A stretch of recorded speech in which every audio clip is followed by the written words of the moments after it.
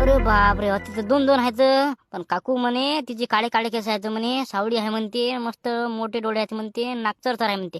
मला वाटते हीच आहे समोरची. काय नाव आहे तिचं? साक्षी. साक्षी, हो हो, मीच आहे. हो, ठेवतो फोन ठेवतो. तुझंच नाव का साक्षी?